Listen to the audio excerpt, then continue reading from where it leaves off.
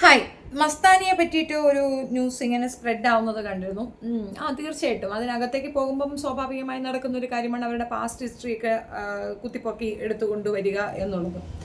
അപ്പം അത് എനിക്ക് തോന്നിയ ഒരു കാര്യം, ആക്ച്വലി മസ്താനി അതിനകത്ത് കൃത്യമായി പറഞ്ഞിട്ടുണ്ടായിരുന്നല്ലോ അവളുടെ ഫാദർ ഉപേക്ഷിച്ച് പോയതിനെ പറ്റിയും, ഫാദർ ഇല്ല, സഹായിക്കാൻ ആരുമില്ലാതെ അവൾ തന്നെയാണ് അവളുടെ ഫാമിലിയിലെ അങ്ങനെ ഒരാൾ എന്നൊക്കെ പറയുന്നത്. ട്രോളൊക്കെ ആർക്കും ഇറക്കാം. ഓരോരുത്തരും അവരവരുടെ ജീവിതത്തിൽ എന്തൊക്കെ അനുഭവിക്കുന്നുണ്ടെന്ന് അവരവർക്കല്ലേ അറിയുള്ളൂ. ആ പെൺകുട്ടി ഒറ്റയ്ക്ക് സ്ട്രഗിൾ ചെയ്ത് മുൻപോട്ട് വന്നതാണ്. പിന്നെ അമ്മ എന്തോ മുക്കുപണ്ടം പണയം വെച്ചു എന്നോ അങ്ങനെ എന്തോ, ഇവരുടെ ഏതോ ഒരു ശത്രുവാണ് ഈ ഒരു കാര്യം പുറത്തേക്ക് വിട്ടിട്ടുള്ളത്. പുറത്ത് വിട്ടിരിക്കുന്ന പേജ് രേണു സുധിയുടെയാണ്. സത്യത്തിൽ എനിക്ക് പലപ്പോഴും ഈ രേണു സുധിയുടെ വിഷയത്തിൽ നമ്മൾ ഒത്തിരി ഒന്നും പറയണ്ട എന്ന് തോന്നാറുണ്ട്.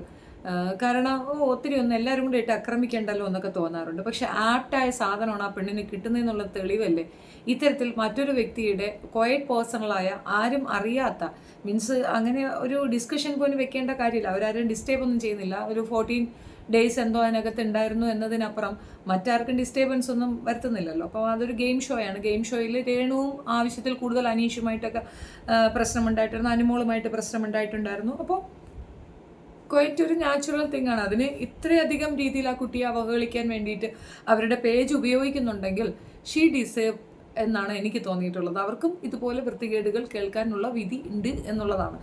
ഇത് കർമ്മയാണോ അല്ലേ എന്നൊക്കെ ചോദിച്ചാൽ അതിനെപ്പറ്റിയൊന്നും എനിക്ക് അഭിപ്രായമില്ല. വോയിസ് കുറച്ച് ഞാൻ കേട്ടത് കുറച്ചുകൂടെ വെക്കാം. അതിനോടൊപ്പം അവർ സംസാരിച്ച കുറച്ച് പിന്നെ എന്താ ഡോക്യുമെൻറ്റേഷൻ, അതായത് ഇപ്പം ചുമ്മാ പറയുന്നതല്ല എന്നുള്ളതിന് തെളിവായിട്ട് അവർ തമ്മിൽ സംസാരിച്ച് ചാറ്റ് ഹിസ്റ്ററിയും കൂടെ അവർ പുറത്തു വിട്ടിട്ടുണ്ട്. രേണു സുധിയുടെ പേജിലാണ് ഇത് കിട്ടിയെന്നാണ് പറയുന്നത്. ഞാനിതൊരു യൂട്യൂബറിൻ്റെ കയ്യിൽ നിന്ന് എടുത്തതാണ്. സോ കേൾക്കാം. ഞാൻ വിചാരിച്ചാലേ ഇന്നൊക്കെ ഇല്ലാണ്ടാക്കും. അത് അവിടെ വിചാരിച്ചാൽ എന്നെ എന്താക്കാനാ അവള് ഉദ്ദേശിക്കുന്നത്. അപ്പൊ അവൾക്ക് അത്രയും ഹോൾഡ് ഉണ്ടെന്നാണ് അവളുടെ വിചാരം. അതെനിക്കൊന്ന് മാറ്റിയെടുക്കണമെന്നുണ്ട്. ഇതിന്റെ ഇടയിൽ രസം കൂടി ഉണ്ട്. ഇത് കൊച്ചിക്കാരിയാണല്ലോ. ഇവരുടെ ഉമ്മ അവിടുന്ന് ഏതൊരു സ്ഥാപനത്തിൽ നിന്ന് മുക്കുബണ്ടം പണയം വെച്ചിട്ട് മുങ്ങിക്കളഞ്ഞു. എന്നിട്ട് ഒരു 7 വർഷം മുമ്പേ അങ്ങനെയാണ് ഇവർ കൊടുങ്ങല്ലൂരേക്ക് മാറിയത്.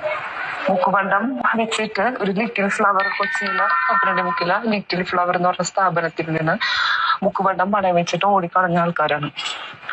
ഈ അന്വേഷിച്ചപ്പോ ID പ്രൂഫ് മാത്രമേ കൊടുത്തിട്ടുള്ളൂ.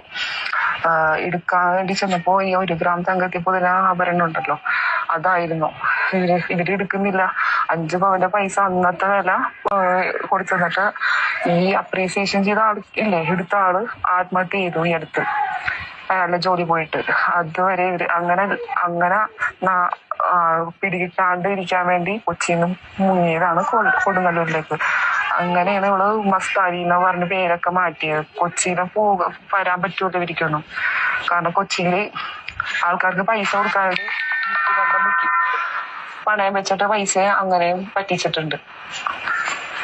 അതുകൊണ്ടാണ് ഇവള് അമ്മേന്നും ഉമ്മേന്നും ഫേസ് എവിടെയും റിവീൽ ചെയ്യാത്തത്. എനിക്ക് ഇവരോടുള്ള ദേഷ്യം എന്ന് പറഞ്ഞത് എന്റെ ഉമ്മ എന്ന് പറഞ്ഞൊരു പാവം സ്ത്രീയാണ്. ഞങ്ങള് വാപ്പയും ഉമ്മയൊക്കെ ആയിട്ട് നല്ല രീതിയിൽ ജീവിച്ചിട്ടുണ്ടായിരുന്നു. ഇവർക്കൊരു അമ്മായിണ്ട്. എല്ലാം കണക്കാണ് എന്റെ വാപ്പന്റെ ഫാമിലി. ഇവരുടെ തനി ഭയങ്കര ചെറുപ്പം മുതലേ വായിന്ന് ചെറിയ വരുള്ളൂ. മസ്താനിയുടെ ചെറുപ്പം മുതൽ എന്ന് പറഞ്ഞാല് വളരെ ചെറുപ്പം മുതൽ തെറി പറയുന്ന ഒരാളും ഞാൻ എന്റെ ജീവിതത്തിൽ കണ്ടിട്ടുണ്ടെങ്കിൽ അവളായിരിക്കും. അൻവറ എന്നാ പേര്. പിന്നീട് എന്റെ ഉമ്മാനെ കുറിച്ച് അവള് കുറെ അപവാദങ്ങൾ പറഞ്ഞുണ്ടാക്കിയിട്ടുണ്ട്. സഹിക്കാൻ പറ്റുന്ന ആ ഒരു ദേഷ്യം എനിക്കുണ്ട്. ബിഗ് ബോസിലൊക്കെ റെയിനോട് അടുത്ത് ചോദിച്ചപ്പോ എനിക്ക് ഓർമ്മ വന്നത് എന്റെ ഉമ്മാനോട് ചെയ്തത്. ഇതിലൊന്നും വ്യക്തമായിട്ട് എനിക്കൊന്നും മനസ്സിലായിട്ടില്ല. പിന്നെ വാപ്പാക്ക് എന്തോ HIV ആയിരുന്നു എന്ന് പറയുന്നത്. HIV പോസിറ്റീവ് ആയ ഒരു വ്യക്തി അങ്ങനെ ഒറ്റയ്ക്ക് മരണപ്പെട്ടിട്ടുണ്ടെങ്കിൽ ആ കുടുംബം അയാളെ അവോയ്ഡ് ചെയ്തിട്ടുണ്ടെങ്കിൽ അയാൾ എന്തൊക്കെ ചെയ്തിട്ടുണ്ടാകും? ചുമ്മാതെ ആരെങ്കിലും അങ്ങനെ കളയുമോ? ഇപ്പം തന്നെ ഇവിടെ നമ്മളെ TP മാധവൻ മരണപ്പെട്ട സമയത്ത് അച്ഛന് കാണണമെന്ന് പറഞ്ഞുകൊണ്ട് മകനോട് റിക്വസ്റ്റ് ചെയ്തിട്ട് മകൻ വരാൻ തയ്യാറായിട്ടുണ്ടായിരുന്നില്ലല്ലോ. എന്തുകൊണ്ടില്ല? നമുക്കൊരു റെസ്പോൺസിബിലിറ്റി ഉണ്ട്. ആ റെസ്പോൺസിബിലിറ്റി നമ്മൾ തീർച്ചയായിട്ടും ചെയ്ത് തീർത്തിട്ടില്ല വെച്ചാൽ പിന്നീട് നമുക്കൊരു ഡിമാൻഡ് ചെയ്യാനുള്ള ഉത്തരവാദിത്വമൊന്നുമില്ല. നമുക്കത് ചോദിക്കാൻ പറ്റത്തില്ല. നമുക്കൊരു ഉത്തരവാദിത്വമുണ്ട്. ആ ഉത്തരവാദിത്വം കൃത്യമായി നമ്മൾ നിർവഹിക്കണം. നിർവഹിക്കാൻ പറ്റാത്തവർ ആ ഉത്തരവാദിത്വം ഏറ്റെടുക്കാതിരിക്കുക.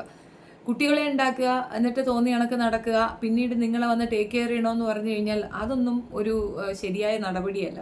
നമ്മുടെ നാട്ടിലാണ് ഏറ്റവും കൂടുതൽ, പ്രത്യേകിച്ച് ഇസ്ലാം കമ്മ്യൂണിറ്റിയിൽ ഒരുപാട് കുട്ടികൾ ഒറ്റപ്പെടുത്തപ്പെടുകയും ഉപേക്ഷിക്കപ്പെടുകയും ചെയ്യുന്നുണ്ട്. കാരണം അതിനകത്തുള്ള ഒരു നീതിയാണ് ഈ 2 വിവാഹം 3 വിവാഹമൊക്കെ അവർ നോർമലൈസ് ചെയ്ത് വെച്ചിരിക്കുന്നത് കൊണ്ട് അതിൻ്റെ ശരിക്കുള്ള കോണ്ടസ്റ്റ് മനസ്സിലാക്കി കൊടുക്കാൻ പണ്ഡിതന്മാർ ശ്രമിക്കുകയോ പറയുകയോ ചെയ്യാത്തതിൻ്റെ പരിണിത ഫലമാണ് ഇത്തരത്തിലുള്ള ഒരു വൃത്തികേട് അതിനകത്ത് നടക്കുന്നത്. സോ അതുകൊണ്ട് തന്നെ ഒത്തിരി കുട്ടികൾക്ക് ഇതുപോലെ ഫാദർ ഇല്ലാതെ ജീവിക്കേണ്ടി വരുന്ന ഒരു അവസ്ഥയുണ്ട്. ഉപേക്ഷിച്ചിട്ട് പോയി കളയെ പറ്റുള്ളൂ, അങ്ങനെ പാടില്ല എന്നുണ്ട്. മറ്റൊരു വിവാഹം കഴിക്കുന്ന തെറ്റൊന്നുമല്ല, പക്ഷെ ആദ്യത്തെ ഭാര്യയെ അവോയ്ഡ് ചെയ്തുകൊണ്ടോ അല്ലെങ്കിൽ അവരെ ഇല്ലാതാക്കിക്കൊണ്ടോ അല്ലല്ലോ അത് ചെയ്യേണ്ടത്. അപ്പം അങ്ങനെ ഒരുപാട് കാര്യങ്ങൾ ഇവിടെയുണ്ട്. അപ്പോൾ അതിന് തെളിവാണ് 10 ലക്ഷം പേരോളം ചേരുന്നവർ ഈ മുത്തലാഖിനെതിരെ ഒപ്പിട്ട് കൊടുത്തത്. 10 ലക്ഷം പെണ്ണുങ്ങൾക്ക് അങ്ങനത്തെ ഒരു നെഗറ്റീവ് ഉണ്ടായിട്ടുണ്ടെങ്കിൽ അത് ചില്ലറ കാര്യമൊന്നുമല്ലല്ലോ. എനിവേ, അതൊരു വലിയ സബ്ജക്റ്റ്, അതിലേക്കൊന്നും നമ്മൾ പോകുന്നില്ല. മസ്താനി അത് തുറന്നു പറഞ്ഞൊരു കാര്യമാണ്. അമ്മയെ ഉപേക്ഷിച്ചിട്ട് പോയ അച്ഛൻ പിന്നെന്ത് ചെയ്യണമായിരുന്നു? അതിനകത്തൊരു തെറ്റുണ്ടെന്ന് എനിക്ക് തോന്നുന്നില്ല. അയാളെ ബോഡി പോലും അവർ റിസീവ് ചെയ്യേണ്ട ആവശ്യമുണ്ടെന്ന് എനിക്ക് തോന്നുന്നില്ല. ഞാനാണെങ്കിൽ ചെയ്യത്തില്ല, മൈൻഡ് പോലും ചെയ്യത്തില്ല, അതിൻ്റെ ആവശ്യമില്ല. നമ്മളെ കെയർ ചെയ്ത അല്ലെങ്കിൽ നമ്മളെ സ്നേഹിച്ച ഒരു വ്യക്തിയാണെങ്കിൽ നമ്മൾ ജീവൻ തന്നു എന്ന് പറഞ്ഞു കഴിഞ്ഞാൽ അത് മാത്രമല്ല, ഒരു ബീജം മാത്രമല്ലല്ലോ അയാളുടെ ഡൊണേഷൻ എന്ന് പറയുന്നത്. ഒരു കുഞ്ഞുണ്ടാവുക എന്ന് പറയുന്നത് ഉത്തരവാദിത്തമാണ്. ആ ഉത്തരവാദിത്തത്തിൽ നിന്ന് ഒഴിഞ്ഞു മാറി അവരെ ഉപേക്ഷിച്ചിട്ട് പോയത് കൊണ്ടായിരിക്കുമല്ലോ. മുക്കുപണ്ട പണയം വെച്ചു എന്ന് പറയുന്നു. ഈ പോവർട്ടി ആയിരിക്കും. അത് ശരിയാണോ എന്ന് വെച്ച് കഴിഞ്ഞാൽ ശരിയല്ല, അവരങ്ങനെ ചെയ്തിട്ടുണ്ടെങ്കിൽ തെറ്റ് തന്നെയാണ്. പക്ഷേ അത് വിശ്വാസയോഗ്യമായ രീതിയിൽ അവർ പറഞ്ഞ് അവതരിപ്പിച്ചാൽ ഓക്കെ. അങ്ങനെ ഒരു വിഷയമുണ്ടെങ്കിൽ അവർക്ക് എത്ര മാറിപ്പോയാലും ഇത്രയധികം ഫെയിമായി നിൽക്കുന്ന ഒരവസ്ഥയിൽ ഈ ആരോ മരിച്ചു എന്നോ ജോലി ഉപേക്ഷിക്കപ്പെട്ടു എന്നോ ഒക്കെ പറഞ്ഞിട്ടുണ്ടായിരുന്നല്ലോ, സൂയിസൈഡ് ചെയ്തു എന്നൊക്കെ പറയണം. അവരുടെ ഫാമിലി ഇവരെ കാണുകയല്ലേ, അവർക്ക് ക്ലെയിം ചെയ്യാമല്ലോ ഇങ്ങനൊരു വിഷയം ഉണ്ടെന്ന് പറഞ്ഞുകൊണ്ട്. തീർച്ചയായിട്ടും ഇത്രയും ഫെയിമിൽ നിൽക്കുന്ന മസ്താനിയെ പിടിക്കാൻ എന്താ ബുദ്ധിമുട്ട്? എനിക്കത് അത്ര വിശ്വാസയോഗ്യതയുള്ളതായിട്ട് തോന്നിയിട്ടില്ല. ഇത് ഒരു പെൺകുട്ടിക്ക് അവളുടെ ഉമ്മായ മസ്താനി എന്തോ പറഞ്ഞതിൻ്റെ ദേഷ്യമാണ്, മസ്താനി തെറി വിളിക്കുന്നു എന്ന് പറയുന്നുണ്ട്. അത് അവരുടെ മാത്രം എക്സ്പീരിയൻസ് ആണല്ലോ, നമ്മളാരും കേട്ടിട്ടില്ലല്ലോ. നമ്മളെ ആരും മസ്താനി തെറി വിളിച്ചതായിട്ട് എനിക്കറിയത്തില്ല. പിന്നെ ബിഗ് ബോസിൽ അതവിടെ ഈ പ്രാവശ്യത്തെ ബിഗ് ബോസിൽ നല്ല ബാഡ് വേർഡ് ഉപയോഗിക്കുന്നവർ തന്നെയാണ് മെജോറിറ്റി ആൾക്കാരും ഒക്കെ. അപ്പോൾ അതൊരു വിഷയമാണോ എന്ന് എനിക്കറിയത്തില്ല. പിന്നെ പേഴ്സണൽ ഹറാസ്മെൻറ്റിൻ്റെ ഒരു ഇഷ്യൂ അവിടെ ഇല്ല. അപ്പം ചോദിക്കും, ജാസ്മിൻ ജാഫറിൻ്റെ കേസിൽ പഴയ കാര്യങ്ങളൊക്കെ എടുത്തുകൊണ്ടു എന്ന് പറഞ്ഞിട്ടുണ്ടായിരുന്നല്ലോ എന്ന്. അത് തീർച്ചയായിട്ടും അതുണ്ട്. അതിൻ്റെ കാരണം എന്തെന്ന് പറഞ്ഞു കഴിഞ്ഞാൽ, പുറത്ത് ഒരു ആളുമായി വിവാഹബന്ധം ഫിക്സ് ചെയ്ത് വെച്ചിട്ട് അതിനകത്ത് പോയി മറ്റൊരാളുമായി പ്രണയനാടകം കാണിക്കുമ്പോൾ പുറത്തുള്ള ആളത് പുറത്തു വിടുന്നതിൽ എന്താ തെറ്റിരിക്കുന്നത്? അങ്ങനെ ഒരു വിഷയം എന്നോട് പറഞ്ഞ് എനിക്ക് എൻഗേജ് ചെയ്ത് വെച്ചിട്ട് പോയിട്ടുണ്ടായിരുന്ന വ്യക്തിയാണ് എന്ന് പറയുന്നതിൽ തെറ്റൊന്നുമില്ല. അതിന് മുമ്പ് പല എൻഗേജ്മെൻറ്റ്സും ഉണ്ടായിരുന്നു എന്നും തേപ്പ് അവരുടെ ശീലമാണോ എന്നുള്ളത് അറിയിക്കുന്നത് നല്ലതല്ലേ. അപ്പോൾ ആ റിലേഷൻഷിപ്പിനകത്ത് ഡെപ്ത് ഇല്ല എന്നുള്ളത് പബ്ലിക്കിന് അറിയിക്കേണ്ട ഒരു ആവശ്യകത ഉള്ളത് കൊണ്ടാണ് അത് അങ്ങനെ വന്നത്. അപ്പം എല്ലാത്തിനും അതിൻ്റേതായ ഒരു ഇതുണ്ട് എന്നാണ് എനിക്ക് പറയാനുള്ളത്. ഇപ്പം മസ്താനിയുടെ വിഷയത്തിൽ ബാക്കിയൊക്കെ ഞാൻ ഇഗ്നോർ ചെയ്യണം. ബാക്കിയുള്ളതൊന്നും എനിക്ക് ഡിസ്കഷനിലേക്ക് ഞാൻ എടുക്കുന്നില്ല. എനിക്കറിയില്ല ആ കുട്ടിക്ക് ഇത്രയും നെഗറ്റീവ് കിട്ടിയത് എന്തിൻ്റെ അടിസ്ഥാനത്തിലാണെന്നോ. ഒനിലിൻ്റെ കേസിലാണെന്നുണ്ടെങ്കിൽ അത് നെഗറ്റീവ് പറയുന്നവരുടെ കുഴപ്പമാണ്. കാരണം ഒനിലിൻ്റെ കേസിൽ മസ്താനി കറക്റ്റാണെന്നാണ് എൻ്റെ ഒരു അഭിപ്രായം. കാരണം പെൺകുട്ടികൾക്ക് അനുഭവിക്കേണ്ടി വരുന്ന ബുദ്ധിമുട്ട് അവർക്ക് ആ സ്പോട്ടിൽ തോന്നത്തില്ല.